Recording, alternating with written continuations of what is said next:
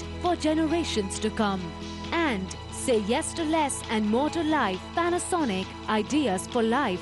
Exchange partner, BSE, experience the new. बेटा, money transfer अब तक नहीं हुआ। क्या आप टेंशन फ्री लाइफ जीना चाहते हैं? अब अपने मोबाइल फोन से स्टेट बैंक फ्रीडम पे लॉग ऑन करके कीजिए पैसा ट्रांसफर। स्टेट बैंक फ्रीडम, तो हुआ ना आपका बैंक आपकी जेब में। OTM, India's biggest travel trade show, comes to New Delhi. Visit Pragati Maidan at Hall number 7 from 14th February to 16th February, Thursday, Friday and Saturday from 10:30 a.m. to 6:30 p.m. Come visit with your family for the best deals in town. OTM, around the world in 3 days.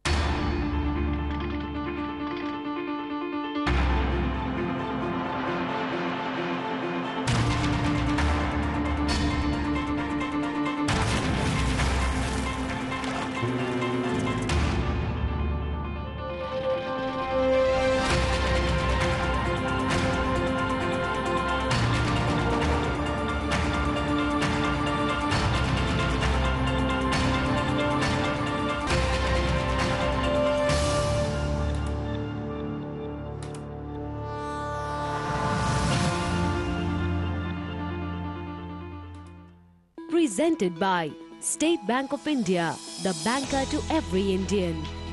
In association with Bhayani Cement for generations to come. And say yes to less and more to life. Panasonic, ideas for life. Exchange partner, BSE, experience the new.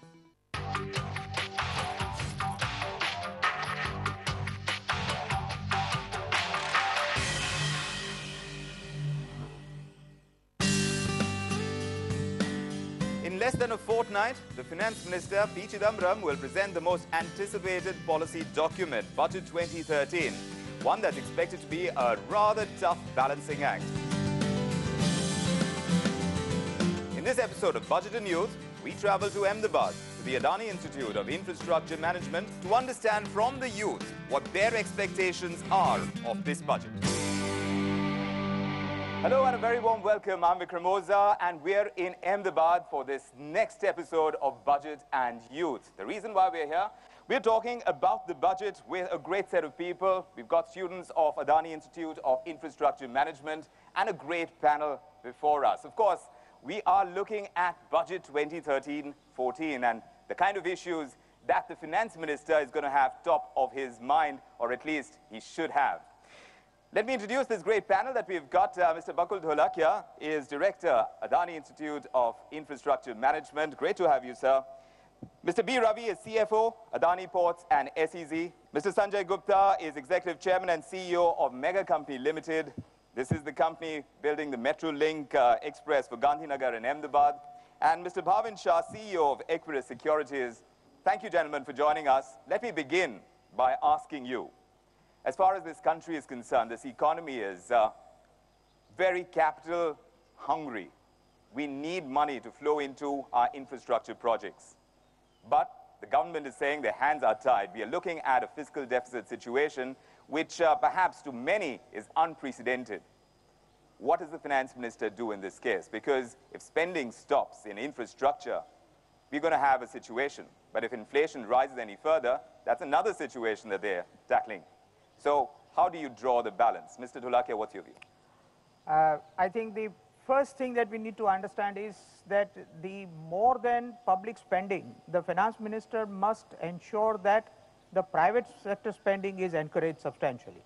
Now that has been a part of the explicit objective for the last 3 budgets. But the outcome in the last 2 years has been that there has been no momentum in the private investment. On the contrary, the private investments have gone down. Yes. We are not able to keep the less productive public expenditure in check, and therefore the increase in fiscal deficit is not really on account of spending that would stimulate demand or spending that would generate growth. So we are facing this very peculiar situation where you have high fiscal deficit which is not producing result in terms of higher growth. And we are not doing anything that would really stimulate and encourage private investment. I think in this budget one hopes that rather than talking about encouraging private investment is an objective, there are concrete steps that change the general environment for encouraging investment. That's right. And how do you create that? Mr. Ravi, since you come from the port space and you've seen some amount of success when it comes to the PPP model in that particular area of growth, what lessons can we learn from there to be able to say that, look, the private sector can be that much more involved in the growth of this economy? If the government allows the private sector to be on its own, and if that has succeeded, it has been there in the port side, the only thing they need to really do is to allow certain kind of investments, including let's say investments or borrowing from the outside, that is ECBs, allow that particular sector to really flourish, because as you see, 10% is the only investments in the infrastructure sector from that source. And that's one big source which is supposed to really boost up the infrastructure spending and allow a cost-effective funding to happen. Yes. That's one thing which I think the government can pretty do well. They did some part of it by, let's say, decreasing the withholding tax from 20 to 5. That's had a little bit of effect, not because of just the reduction itself, but because the general environment in the economy, even world over, wasn't really very good. And India especially was besieged with so many issues internally, so the investor-friendly environment didn't come up. But if you build up those CBDs, confidence-building measures, CBMs, then I think this kind of investment can really come. Bhavin, why don't you come in on this? Because when you're talking about investor confidence that Mr. Ravi is talking about, now that seems to be lacking. A little bit of tinkering, like he mentioned, withholding tax. Is that really going to change the flow, or at least the approach that investors have towards putting in money into our economy? So I think if you are specifically referring to foreign investors, Yes. we have seen steady flow over last few months, not because of that one particular step, but number of steps that have been taken, which are considered to be pro-growth and addressing some of the issues from the past. So that process needs to continue, and the budget needs to very clearly demonstrate that that is continuing. And there is the budget needs to build confidence in people that fiscal deficit is going to be curtailed further, which will allow more lowering of the interest rates and further boost in. Yeah, but some would say that what has been done of late is too little, too late, and that is not going to be enough to be able to draw foreign investors towards our economy, to be able to get in the capital that we so need. I think foreign investors are hungry for growth, and India remains one of the few destinations in the world where growth can still be very strong. We have very favorable demographics. So I think the foreign investors can be brought back, just by basically showing the will as well as the steps in that, we do mean business in terms of, growth. Yeah, but, Mr. Gupta, when you talk about disparity, now that's something we have a lot of. Whether it's taxation cultures, whether it's about the kind of homogeneity in approach towards, say, transportation, a space that you're involved in. You need a certain homogeneity in approach from a federal sense to be able to get the kind of projects, the kind of thought process that you require to get the densification that we spoke about going in a certain kind of way. That is lacking, many would argue. What is your think on this? Well, I feel that there has to be a policy framework and a regulatory framework which encourages investment, whether public or private, and which permits feasible integration of all modes of transport into a seamless offering to users at large, and that would certainly require certain homogeneity of approach. Having said that, we have a federal setup where states and center, they have got their own takes on what is right and what is not so right from their perspective. This can all be welded together into a flowing policy framework and a regulatory landscape which lets investment come in, whether private or public, and the transport sector, which is the very basis of growth, which is the lifeline of growth, which is the engine of growth, and which is it is correlated by cause and effect with the growth, can really pick up. And if it does, with this kind of macro approach of a flowing policy space and a seamless regulatory framework, then we will have a lot of growth.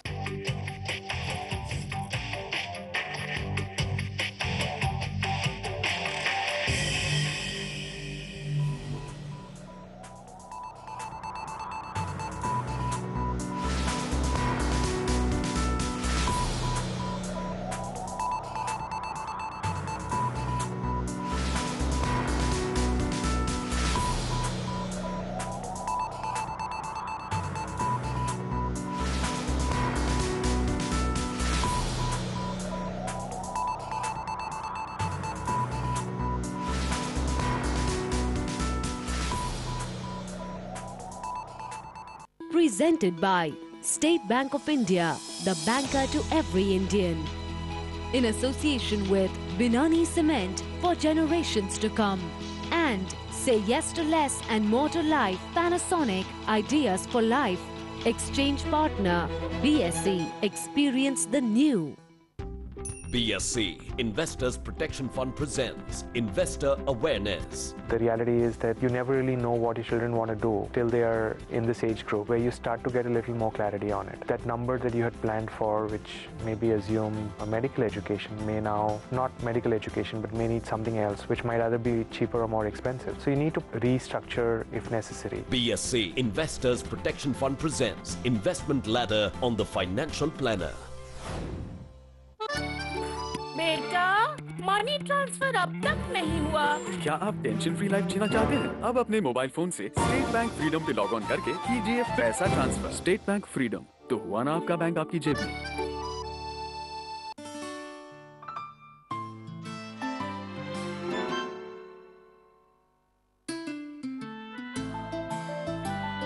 Bringing the world together, building the world together. Bhayani Cement for generations to come. साथ तुम हो तो है कम दूरियां, a little less is always better. सही गलत भी कुछ है कम, बिंदास हम, a little less is always better. ना कोई कमी यहाँ, फिर भी ये ख्याल, a little less is always better. A little less, a little less. Panasonic believes in less worries for you and the earth by helping you consume less power and water with our green innovations. Say yes to less, more to life. Panasonic, ideas for life. अरे match इतनी जल्दी खत्म हो गया? कोई आया ही नहीं, सब छुट्टियों में घूमने गए। अब हम कब जाएंगे? मुझे भी जाना है पापा। हम भी छुट्टियों में घूमने जाएंगे। पक्का पापा? पक्का। Thank you. आपने झूठा वादा क्यों किया? घर की EMI देने के बाद कुछ बचता है क्या? झूठा नहीं, सच्चा वादा है, क्योंकि मैंने अपना होम लोन स्टेट बैंक पे शिफ्ट कर दिया है। अब EMI बहुत कम हो गया है। सच?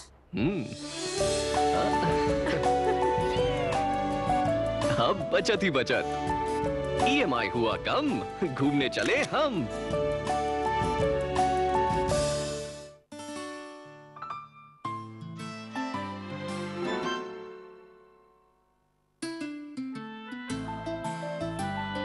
Bringing the world together, building the world together. Bhayani Cement for generations to come. पापा, आप मेरा मोबाइल चार्जर भूले तो नहीं ना? क्या आप टेंशन फ्री लाइफ जीना चाहते हैं? अब अपने मोबाइल फोन से स्टेट बैंक फ्रीडम पे लॉग ऑन करके कीजिए mobile top up. State bank freedom, तो हुआ ना आपका बैंक आपकी जेब में।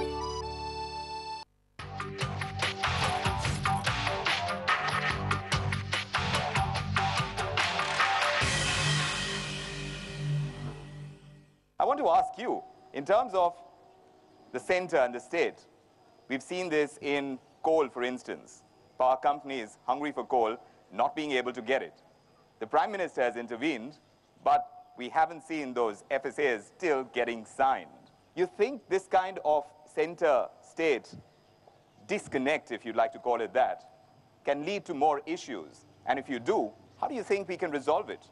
Do you have any takes on this? India is in a very challenging position as far as infra growth is concerned. And I don't want to take any kind of stand, but at the same time, we must remember that the stakeholders here are investors, the private investors, and the users, and the government.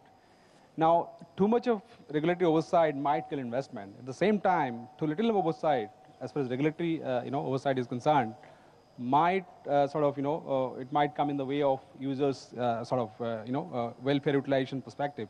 So keeping all this thing in mind, especially if you're mentioning about coal, now, all we need to do is actually come out with an independent regulator, actually. If you see most of the commodities, whether it is telecom, whether it is oil and gas KG, or whether it is coal, they're all still, in the midst of regulatory kind of dilemma. Right. So to me, actually, the finance minister can do one recommendation. I personally feel that if we can come out with, okay, India has to have some kind of regulatory studies institutions rather than judges and committees deciding on the price of coal, price of natural gas.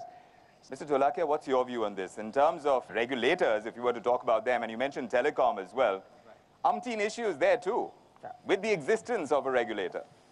I think the first thing that we need to do is that after so many decades of independence, we must get out of the mindset that the civil servants are the best people who can man these regulatory bodies. Right.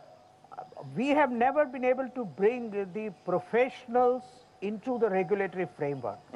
Secondly, we have never really given them the space and the autonomy to take independent views. We have not bothered to give autonomy to our public enterprises either. Right. Now, therefore, we have public enterprises which are huge.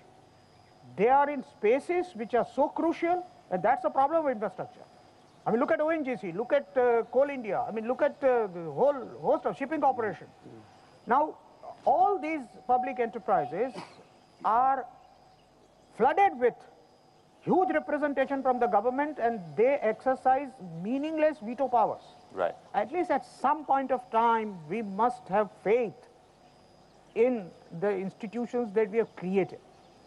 Now, much of the building investor confidence and reviving investment climate, I believe, has more to do with proposals outside the budget rather than in the budget. While we are talking about regulatory bodies, we also need to look at what India really needs. Getting our priorities right is very important for us right now. Whether it is indirect taxes, whether it is land acquisition bill, whether it is regulatory autonomy, we have to be able to address each issue on a case-by-case basis instead of putting it, right in black and white, saying that and handcuffing us literally.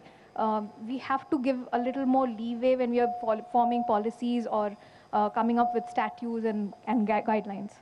So that's very important. Recently what we've seen is, at least with banking licenses for one, yes, suddenly the government is welcoming everyone. Only very recently we heard that realty and broking, that's fine with the finance ministry, though the RBI had its reservations. So we are making that shift, and we are saying that, look, case by case, we will assess the requirement as it stands right now, what the economy needs, and what your end consumer needs as well. Bridging that gap. But the question is, are you going to get both of these to work at the same momentum? That seems to be a tough ask right now. You agree with that, Mr. Dholakia? Yeah, I do. But what is important is that the time has come for us to get away from the big ticket macroeconomic announcements, which remain at the status of announcements. You need to back up everything with a very credible implementation plan. So I think one thing that the finance minister can certainly do is present a credible implementation plan where he subjects the government to some kind of an accountability in a time frame. In a time frame, and that is very crucial as well. The 12th plan, it envisages an investment of nearly 50,000 crore rupees in infrastructure over the next 5 years. This is what they've said. Nearly half of which is to come from the private sector. Yes? Do you think that's a fair target to go towards? And how willing is the private sector to rise to the challenge, as it were? Definitely, it's not a very tall target, really ask me. And the private sector is absolutely waiting and ready to go in that. What we've been discussing all this while is to allow certain things to happen and certain regulatory frameworks and the policies to be left for the government to be making, otherwise leaving the operations others to the private sector. Definitely a lot of money which is needed for this, that needs to be brought in, again, not from any subsidies or any government support as such. It has to be raised from allowing them to go approach the capital market approach. Let's say the bond side can really be encouraged in India. We've seen a lot of action happening in the last 4 or 5 months in that. But the rupee side, rupee bond side can really take this forward. I think it's not a very difficult target if the government allows the private sector just giving the right policies to allow it to go.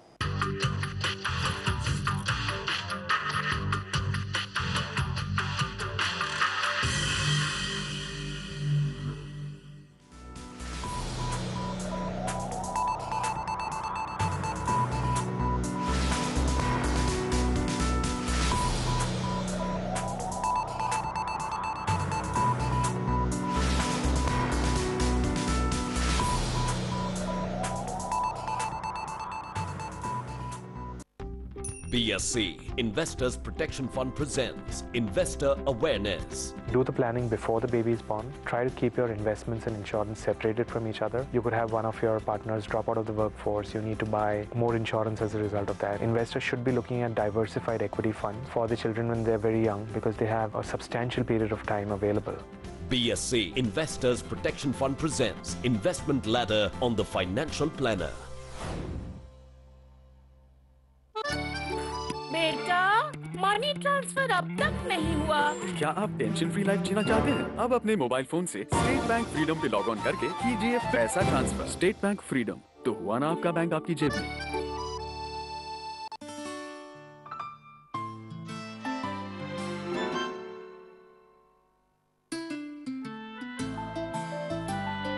Bringing the world together, building the world together. Bhayani Cement for generations to come. अरे भाई decide करो ना कौन सी लेनी है। सारे ही अच्छे हैं, सारे ही दे दो। क्या? चले?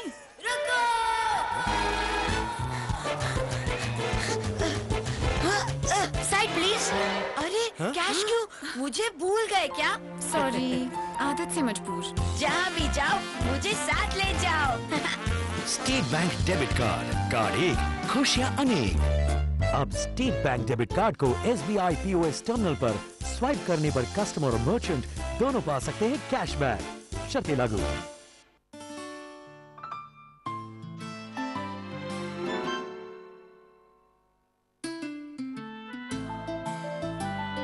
Bringing the world together, building the world together.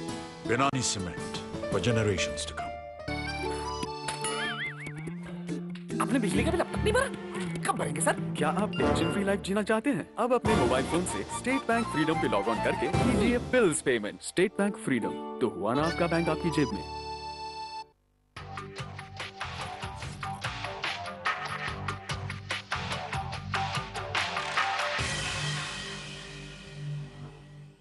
For the economy to grow at 7 to 8%, it is very critical for the power sector to grow at 12%. So we have seen challenges like difficulty in sourcing coal and rising capital cost, then imposition of import duty on power equipments. So how do you see about the government coming up with initiatives like extending the tax holiday from 10% to 15 for 10 years to 15 years? It's a retrograde step, we really see. If you want more funds to be invested in the infrastructure, you can't really sap it away from by the mat. Taking away the money by the imposition of MAT. 10 to 15 years, all these factors definitely will help, let's say, as you're talking about in the power sector. However, what really is the issue is the government really doesn't act till the time there's a literal blackout.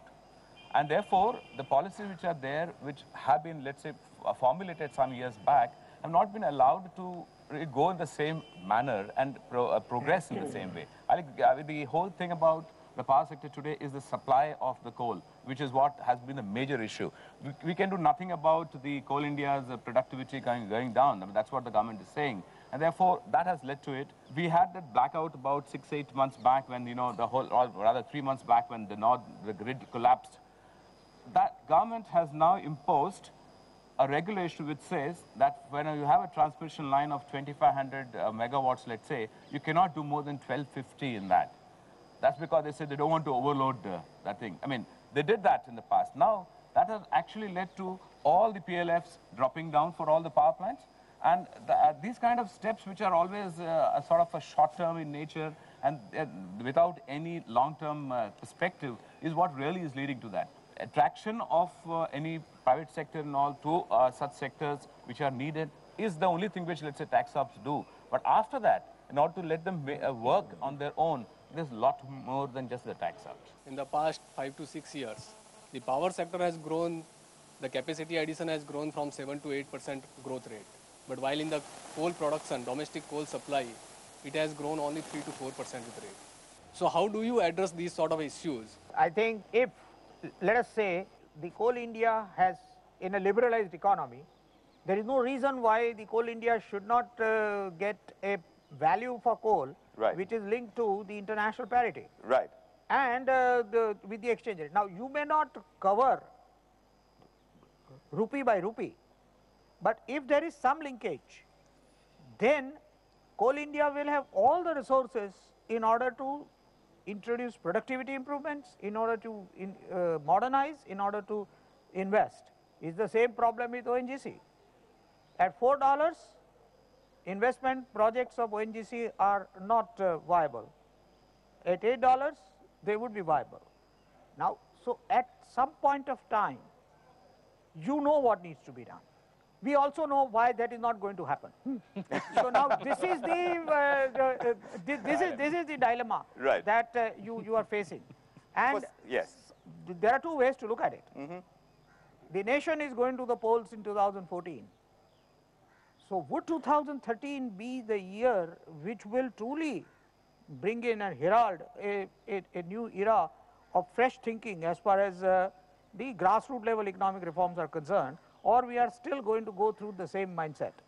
Because if things don't happen in the budget 2013, they are not going to happen for the next 2 years.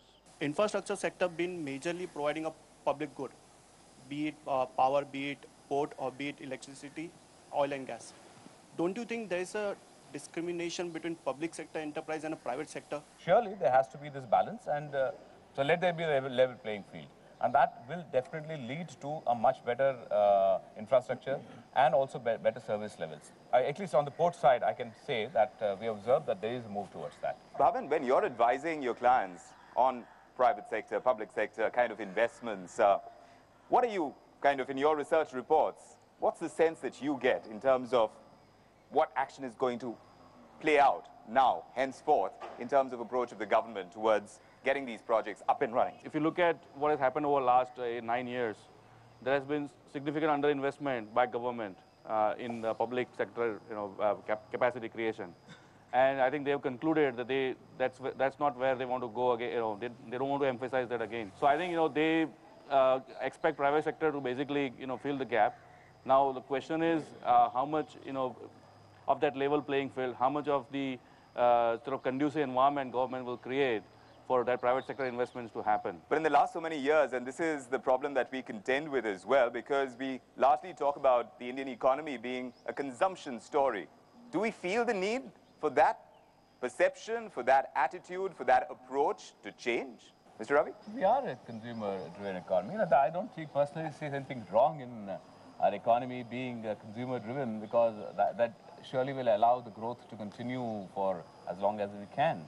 Manufacturing base, isn't that crucial? Isn't that something that has created economies in the past as well? All the big economies of the world, haven't they been built through years of being able to create those assets, to be able to create infrastructure? And that's what really drives their economy and has made it what it is today. At the end of the day, we also need to look at the competitive, sustainable advantages that we have and work our economy around that, rather than trying to copy A model or B model. Right. If manufacturing has been the foundation of certain economies, and today, if we have better what we call competencies in services, so we can build our economy around services also. Our competitive advantages on a sustainable basis, to my mind, are our people. And if we are able to give productized, customized services to rest of the world, whether it is through IT or financial services, or a whole lot of other services. Which we're already doing. Mr. Dholakia, you agree with that view? Is it enough for us to have the kind of manpower that we are creating, some of it here in your institute as well? Or do we need these people to turn entrepreneurs, to turn industrialists, more of them to set up bases that is going to make us a manufacturing nation in the future? Well, end of the day, every business school dreams of producing entrepreneurs. But I would like to look upon this issue from a slightly different angle. What ails the manufacturing sector? What ails the manufacturing sector is issues of land, issues of environment. Both those issues are irrelevant as far as services are concerned. Right. And so services are growing. So services are growing. I mean, it's a plain, straightforward thing. You create a similar environment for manufacturing, and then you will realize where we have competitive advantage and where our we biggest do not. hurdle, you're saying land, environment, and that is stopping us from really being the kind of nation that we need to be at this point to be able to get the kind of growth momentum that this country seeks. But let's put it up in a slightly, on a lighter side. The services, especially the IT, has probably grown because the government doesn't understand anything of it. If they understood something of it, they would have probably got into it. Also. Bhavin, you've spent years in technology. Is that really the case in your understanding? Is that what has driven our IT sector? I go back to 1997, my first report on Infosys. The title was, "This is just the beginning." And what Mr. Ravi said was exactly what I said in the report, that, thankfully, government doesn't really understand this sector and doesn't have any role to play in this sector. So I expect it to grow very well. All right. Just to be able to throw that question to you, in terms of India requiring a manufacturing base, how many of you are actually looking ahead at a career as an entrepreneur? Still, we're looking at a third of the people who are standing over here. Mr. Dholakia, you'd like to change that, I'm sure. Yeah, but if this materializes, I would be delighted. Let me make that absolutely clear. Even a third of this. And then we can build on it. Yes, absolutely. Anything would be a great start. It's been great having you, gentlemen.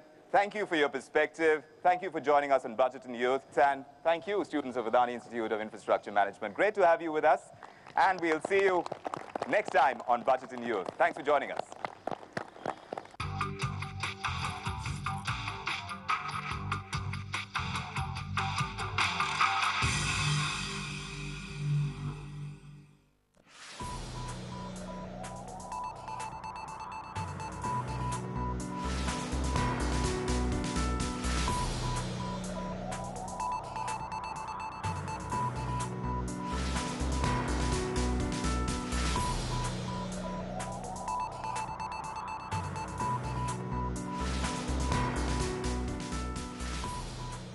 Presented by State Bank of India, the banker to every Indian. In association with Bhayani Cement for generations to come. And Say Yes to Less and More to Life, Panasonic, Ideas for Life. Exchange partner, BSE, experience the new. Samsung Galaxy Note 2 and Bloomberg TV India present a rare opportunity to live your dream assignment. Show the world what your dream jobs look like. Click a picture of your dream job and use photo editing on your smartphone. Make them incredibly creative. Share them with us at www.btvin.com/theassignment. And you could live your dream job on The Assignment and win a cool Samsung Galaxy Note 2. Hurry up. Last date for entries 15 Feb 2013. Presented by Samsung Galaxy Note 2. Incredibly creative.